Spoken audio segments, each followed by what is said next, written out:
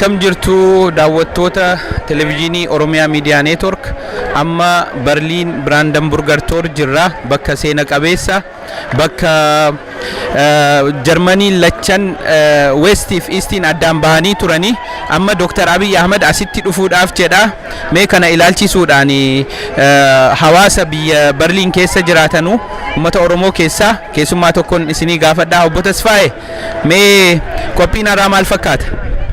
Kunuga akkuma argitu ummati Oromoo Berliin keessa jiraatu akkanallee ummati Itoophiyaa Dr. Abiy muummicha ministeera keenya simachuudhaaf akkanatti wayyaa aadaa uffatanii alaabaa adda bilisummaa Oromoo kan diddaa gabrummaa qabatanii isa eegaa jiru amma daqiiqaa muraasa keessa dhufee nu dubbisa kanaaf qophiin akka gaariitti deemaa jira. Okay ga sagantaan kuni sagantaa guddaadha amma har'a Compact with Africa kan jedhamu konferensii wayis as jira Dr. Abiy Ahmed hawaasa wajjin amma asitti yeroo wal argee ka'u sagantaan isaa gara konferensii kana seenuudha. Ni dhufeetuma yeroo gabaabaa fi nagaadhuma nutti dhaameetu konferensiin sa'aatii 11 calqabaa konferensicha kan bantu kaansilar Angela Merkel biyyoota mootum kula shanitu konferensa kana irratti argama waa'ee dinagdee waa'ee waaniti keessa barana Afrikaa keessa biyya sadii michuu cimaa jedhanii filatanii jiru kana keessa takka Itoophiyaadha Morokkoodha biyyoota Senegal biyyoota sadanitu har'a Afrikaa faana hiriyaa keenya jedhanii filatanii achirratti haasaasiin godha jedhameetu eegama. Egaa daawwattoota keenya amma sagantaan keenya itti fufaa Dr. Abiy daqiiqaa 10 keessatti as dhufa jedhamee eegama dhufee ummata Oromoo fi hawaasa Itoophiyaa waliigalaa asitti dubbisa jedhamee eegama waan ta'uuf deemugaa hordofnee isin agarsiifna jechaadha. Okay, amma immoo kunoo dippiloomatii tokko asitti qabannee jirra. Obbo Teedros Girmaa mee sagantaan kun maal fakkaata har'a? Sagantaan har'a gammachuudha waan guddaadha har'a muummicha ministeera keenya simachuutti jirra. Egaa amma hundi keenya argaa jirrutti namni keenya bal'inaan bahee muummicha keenya simachuudhaaf iddoo kanatti argamee jira. Kuni waan seenaa keessatti waan mul'atee hin beekne yeroo jalqabaatiif kan muummeen ministeera akkanatti simatame seenaa hooggantoota Itoophiyaatiin kan mul'atee hin beeknedha. Kuni baay'eetti gammanneerra. Egaa kunis akkanumatti itti fufee borus sagantaan wal fakkaatu magaalaa Frankfurtitti qophaa'ee jira waan ta'eef achirrattis namni keenya kanatti bal'inaan bahee haalatti mariin kun gaggeeffamu akka miidhagu abdii irraa qabna. Akkuma argitan gaa namni sirriitti bahee kan deeggarsa isaa mul'isaa jiru ta'uu isaati. Okay, sagantaa kana booda Dr. Abiy Ahmed muummichi ministeera Itoophiyaa garam deema har'a achi sagantaan borii immoo maal fakkaata mee kana xiqqoo daawwattoota keenyaaf ifa godhime. Egaa har'a guyyaa guutuu sagantaan as magaalaa Berliin irratti qabanii magaalaan sagantaan asitti qaban marii adda addaa tokkoffaa mootummaa Jarman wajjin kan gaggeessan ta'a amma sagantaa sanirra jiranii gaafa achii ba'an sagantaa Compact Africa jedhamu with Africa jedhamutu jira san irratti hirmaatanii waa'ee misooma irratti kan sagantaa G20 irratti kan hundaa'e kan gaggeeffamutu jira san irratti hirmaatanii sagantaan kun asitti xumuratanii sana booda bor ganama gara magaalaa Frankfurt imaluudhaan lammiilee keenya yoo xiqqaate lakkoofsa isaanii 20,025 ta'an arguudhaan isaan wajjin marii adda addaa marii waa'ee biyyaa irratti kan tokkummaa biyyaa irratti akkaataa biyya keenyatti ijaaruu irratti waa'ee wal jaalalaa waa'ee tokkummaa waa'ee biyyaa kan irratti mari'atan ta'a. Kanaaf sagantaan suni kan namuu eeggataa jiru ta'uu isaati haala odeeffannoo amma qabnuun namni bakka hundaa kan mobilaayiz ta'ee kan iddoo sagantaa sanitti kan argamuudhaaf qophiirra jiru ta'uu isaati. Embaasiidhaan keenya kan hunda magaalaa biyyoota biraarra jiranis kan gabaasa nu ergaa jiran namni bifa qindaawaa ta'een wal gurmeessee kun geejjiba adda addaa konkolaataa kireeffatee baasii adda addaatiin kan deemaa jiru ta'uu isaati haala gaariidhaan kan itti deemnu ta'a. Inni amma akkanatti himtetti muummichi ministeeraa Angela Merkel wajjin mariirra jiru muummichi ministeeraa biyya kanaati waliin mee dhimmi guddaan tokko biyya kana keessatti kan hawaasa Itoophiyaa guutuu ilaallatu dhimma baqattootaati central point kanarratti marii godhaaru jettee yaadda mee waa'ee kanarraa wanti ati beektu yoo jiraate xiqqoo ishee. Egaa qabatamaadhaan akka ajandaatti qabameera jedhee dubbachuu rakkadhus kun ajandaa tokko ta'ee ka'uun isaa waan hin oolledha marii kanarratti gaggeeffamuun isaa waan hin oolledha. Egaa mootummaan keenyas kallattii faayidaa fi mirga lammiilee keenyaatti kabachiisuu danda'u irratti bifa qindaawaa ta'een kan marii kana gaggeessu ta'uu isaati. Mariin kun karaa tokkoon ta'ee karaa biraatiin faayidaadhaa fi mirga lammiilee keenya karaa kabachiisuun kan mootummaan irratti mari'atu ta'uu isaa jala muree dubbachuu nan danda'a. Okay, gaafii isa dhumaa erga sagantaa bor Frankfurt irratti gaggeeffamu ummata 20,000 amma hanga 25,000 eegamu booda side event yookaan hawaasa wajjin mariin ni taasifamamoo achumatti gaafiif deebiin godhamee goolabama. Egaa kuni amma muuxannoo daawwannaa Ameerikaa irratti taasifamee wajjin wal qabsiifnee gaafa laallu sanii wajjin xiqqoo adda jira kuni. Waltajjiin garaagaraa kan kophaatti saayid miitingii kan qophaa'u tokko illee hin jiru. Waltajjii guddaadhuma san irratti akkaataan namni gaafii itti gaafatu karaa bakka bu'ootaatiin namni gaafii itti gaafatu deebiinis achumatti kan haala itti kennamuu danda'u haala mijeessinee jira saniif. Kana kan goone tokkoffaa nama hunda hirmaachisuu waan barbaanneef muuxannoon Ameerikaa irratti ture gaariin ture waan ta'eef yeroo tokko namni martuu ani akkamittiin irraa hafa kan jedhu fedhii qaba waan ta'eef namni achirratti hirmaachuu barbaada waan ta'eef kana guutuu galma xiqqoorratti guutuu hin dandeenye waan ta'eef isteediyeemii kanarratti haala namoonni bakka buutonni biyyoota hundarraa dhufan bakka buutotaan nama hunda hirmaachuu hin dandeenye waan ta'eef gaafiin jiru gaafiin hawaasa bakka bu'uu danda'u dhiyaatee kan achitti muummichi ministeera deebii itti laatan ta'uu isaati.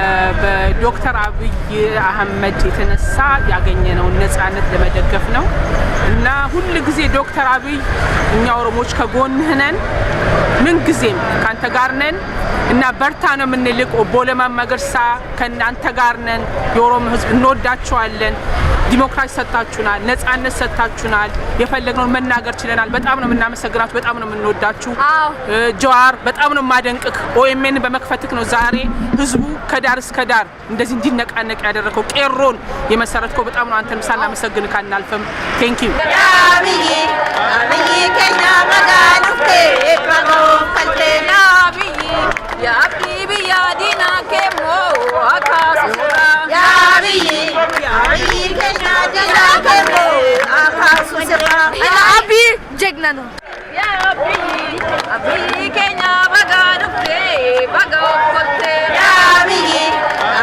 ከኛ መጋኑቴ ባጎ ከልቴ maqaan kiyya Dr. Masfin Hundeen jedhama. Asii biyya kana gara waggaa 30 ta'e anas jiru asittan hojjedha asittan baradhe har'a wanni dhufneefi Dr. Abiy Prime Ministerii keenya waan dhufuuf isa qarqaaruu fi wanni inni jedhu kun immoo baay'ee garaatti wanna nu seenii fi wanna shaggaa waan ta'eefi waa'ee kana isa qarqaaruu fi si qarqaarraa si bira jira jechuun dhufe. Okay, jijjiirama amma dhufe kana addunyaa hundatu dinqisiifataa jira. Jijjiiramni kun gara fuulduraatti akka deemu maaltu ta'uu qaba jettanii yaaddu?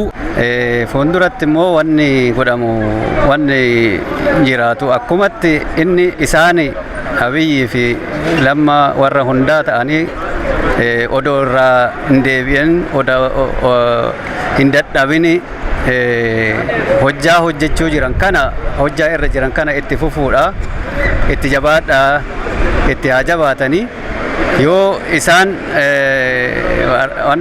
wanna isaan yaadan kana yoo itti fufanii biyyi keenya waan guddaa bakka godhaa geessifuu hin danda'anii kanaafuu baay'ee ittuma fufaa hin jedha haa jabaatan jechuuf. Amma asitti immoo kun qeerroo Berliin tokko argannee jirra. Maqaan kee yoo jedhama? Maqaan kee Yaasiin Jamaal jedhama.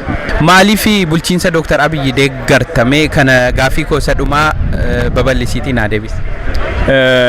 Bulchiinsa Dr. Abiy waan an deeggaruuf jaarraa 27 kana keessa uummanni keenya rakkoo keessa waan turaniif yeroo ammaa kanatti waan inni biyya keessatti biyya uummataaf waan gaarii hojjetaa jiruuf nama maraafuu dimokiraasii kennaa jiruuf hojii biyya keessa inni hojjetuuf isuma jaaladhee deeggaruudhaaf.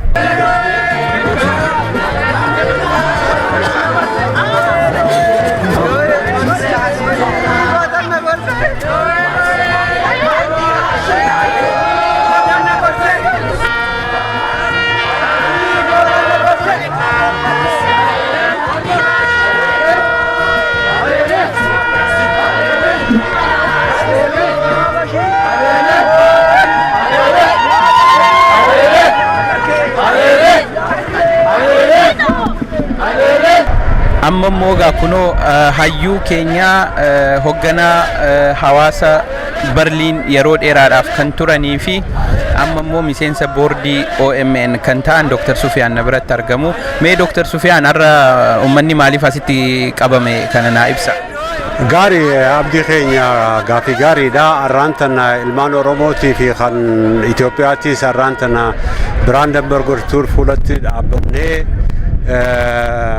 muummicha ministeera Dr. Abiy Ahmed simannaadhaaf as dhufne ganamarraa kaanee as dhaabbachaa turre amma kunoo ilaallu bakki tun bakka seenaa guddaa qabdu sanatti muummicha ministeera keenya asitti simachuu harkachuudhaaf carraa guddaadha. Nama hedduutu dhufe ilmaan Oromootis ilmaan saba biyya Itoophiyaa keessa jiran cufaa'u bakka takkatti dhaabbannee muummicha ministeeraa keenya Dr. Abiy kan namuu jaalatu nullee warri alaa fi biyya alaa jirru jaalannu hojii inni biyya keessa godhaatun biyya keessa kophaa osoo hin ta'in ilmaan Oromoo keessaafuu kan biyya alaa jiran inni kun akka dhalootaanis waan Oromoo tokko ta'eef akka mootummaatittis hojiin inni hojjetu hundaa'u waan gammachiiseef tana hojiin ati jirtu hedduutti gammanna ittis ni boonna sibira dhaabbanne jennee tanaaf har'aan tana asitti walitti qabamne. Muummichi ministeera Itoophiyaa Dr. Abiy Ahmed jila isaaniitii wajjin amma asitti konferensii Compact with Africa jedhamu irratti hirmaata akka jiranu kan nuti amma dhageenye. Konferensiin kun maalirratti xiyyeeffate? Fakkeenyaaf gaaffiiwwan seentiraal ta'anii lammiilee Itoophiyaa biyya alaa jiran gaaffii akka baqattoota ammas immoo wanni diinagdee Awurooppaa fi Itoophiyaa jidduu Awurooppaa fi Afrikaa jidduu maal ta'uu deemaa faatu ka'a jedhama. Mee asirratti xiqqoo yoo ibsitan maal faatu mari'atamaa? Bu'aan marii kanaas immoo yookaan garamitti baha jettanii yaaddu? Gaariidha. Ta duraa osoon gaaffii seetitti hin deemne muummichi ministeera Dr. Abiy ganama kana eegaas dhufan boodatti muummicha ministeera Frau Bundeskanzler Merkel wajjin ta Jarman jechuu kiyya isii wajjinis qunnamtii godhanii haala keessaafuu biyya Itoophiyaatii fi biyya Jarman hangammaatitti gama hundaanuu tarkaanfii gaarii tan argamtees ilaalaa fuulduraas akkamitti wajji jireenyaa fi wajjin hojjechuun tun akkaataatti jabaattutti yaada walii dabarsaa turanii achi booda gaa konferensii akkuma ati jettetti kan warri Afrikaa keessaayis warri mootummaadhaa 11 kan irratti argamu irratti waan diinagdeet irratti ilaalanii Afrikaa fi Awurooppaa European Union jechuu kiyya akkamitti hangammaa hojiin hojjetame maal fakkaataa fuulduraas akkamitti jabeessuu dandeenya keessaafuu biyya fudhatakkan amma asirratti argaman tana gama tokkoon akka biyya tokkootitti baayilaateeraal jechuu kiyya gama biraatiin ammoo hundumaa'uu akkamitti jabaachuu dandeenya tana keessattis irra guddaan namni rakkoon irra ga'ee poolitikaan biyya Itoophiyaa san jiru Dr. Abiy osoo mootummaa hin fudhatin dura rakkoo poolitikaatiif jecha namni biyya Itoophiyaa san keessattis akkasumas biyya alaatittis baqachaa turanii warra biyya alaa baqatanii barahaa Libiyaatii fi Suudaanii fi biyya Ijiptii irraa hirbaata qurxummii irraa hafanii biyya Awurooppaa dhufanii sanirraayis warri biyya Jarman kana keessa jiran hedduutu jira. Isaan kanaas akkamitti taligamuu qabanii akkamitti rakkoon isaanii ilaalamtee fuula duratti biyya Awurooppaa namni dhufu barnootaatitu jira. Barnoota kanarratti akkamitti qooda fudhachuu danda'anii mataa isaaniitiis danda'anii biyyarraa dhufne sanis akkamitti danda'uu danda'an yaada jiru irratti hedduu yaada walii dabarsuu jira. Gama biraatiin ammoo warri Jarman kana keessatti firmaa hedduutu jira tan biyya Afrikaa keessatti gargaaruu barbaadan sanirratti kaampaanii jechuu kiyya kaampaanii biyya Jarman hafedhuu hedduu qabanii jira kan ammaan duraas biyya Itoophiyaatis biyya 10 Afrikaa kan injaa kana keessatti tattaafata godhaa jiranii gama tokkoon waan amma deemaa jiru tana jajjabeessaa hojii godhanis babal'isaa fuulduraas akkamitti jabeessuu dandeenya akkamitti amma poolisii Dr. Abiy economic liberalizing chanjee fudhate tana karaa kamiin gargaaruu dandeenya cimsuu dandeenya investoroota biyya Jarman jiran akkamitti qooda fudhachuu danda'anii karaa akkamitti tolchinaa jawurratti qophii hedduutu jira. Qophii sanirratti bakka muummichi ministeera Dr. Abiy argamu irratti kaampaaniin biyya Jarman hedduun ta biyya Itoophiyaa keessatti hojjechuu barbaadan haalatti hojjechuu barbaadan fuulduratti waan godhuu barbaadan dubbatanii achi booda dubbiin tun akka karatti hojii irratti jijjiiramtu abdii guddaadha qabna. Oromoo communitiin firri Oromoo hundinuu dhufiinsa muummicha ministeera Dr. Abiy kana yeroodhaani nama hunda gurra buufnee itti himnee waan deemaa jiru cufaa'u waan haaraa sagantaa haaraa akkamitti gammachuu teenya calaqqisuu dandeenya yaada jiru irratti mariin babal'aan bakkayyuu deemaatiitu ture. Keessaafuu Oromoon aadaa teenyaan ijoolleen teenyaas hedduu qoodarraa fudhachuu ta'anii tana achittis gaa dubartooti keenyaas kan Oromoodha akka aadaa Oromootitti keessummaa keenya kan as jiru kana simachuudhaaf qophii guddooti jira. Wanni biraatis gaa waa hedduutu jira. Gammachuu teenyaa fi gargaarsa kana agarsiisuudhaaf xiqqaa guddaan manguddoodhaan shamarran keenyaan ilmaan Oromoo wanni biyya Jarman jira cuftinuu qophaa'anii gammachuu isaaniitii fi gargaarsa isaanii agarsiisuudhaaf buqqa'anii biyya Jarman guutuu irraa dhaquuf teenya. Okay, dhumarratti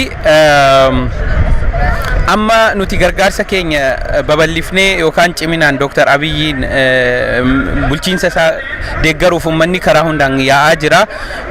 Mootummaan Itoophiyaa ammoo rakkoo Awurooppaa keessa jiru rakkoo baqattootaatiif dafee furmaata argamsiisa jenneeti abdanna. Karaa hundaanuu isin kanarratti maal jettu asumaan xumurra gaafii keenyas. Dubbii akkuma ati jette ijoollee hedduutu as jira keessaafuu ijoollee dargaggoota qeerroo teenya rakkoo politikaan biyya saniif jiru jecha biyya isaanii dhiisanii deemanii asitti baqataa ta'anii kan hafan kana akkaataa isaan itti gargaarsa argatan marii guddaatiitu boruus ta'uu ta'a gaafiillee dhiyeessuuf teenya.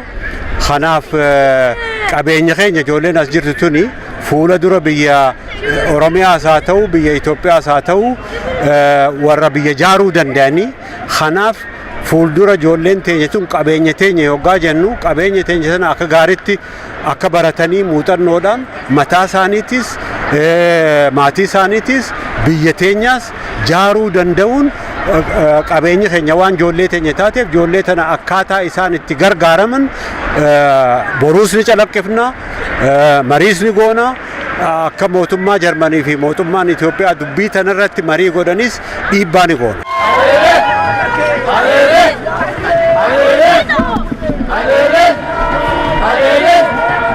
Allez